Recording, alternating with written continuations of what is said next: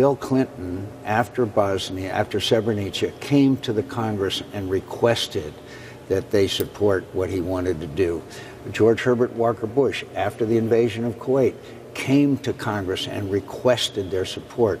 It's in the president's interest to have debate and discussion and votes here in the Congress of the United States, because we've got to get the people behind them. But Senator, on some level, is that a little bit semantics? I mean, the president, as you just heard Jim Acosta say, that from an administration official, that they'd welcome a new authorization of force, then just do it. If he says welcome it, and I know that you support a vote, then where are the leaders? Just do it. We talk about how you're a critic of the administration.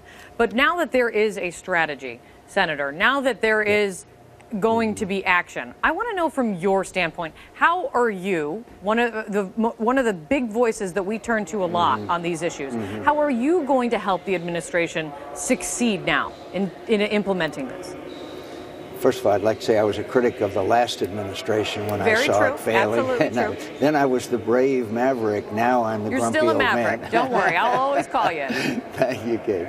I will be glad to support the president if I am convinced that this is robust enough and strong enough and serious enough that to really bring about a favorable result. And I'm not yet convinced that it isn't going to be just half measures and he isn't just reacting to polling numbers.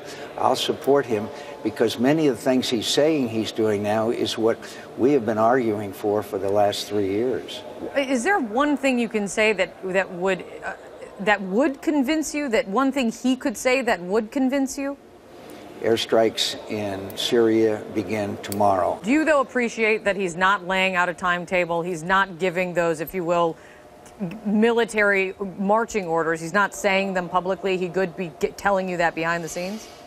I think it's important that he not lay out a timetable. One of the biggest mistakes was withdrawing from Iraq just because he wanted us out. And by the way, we're going to see the same situation evolve in Afghanistan if he withdraws on a date certain rather than condition based.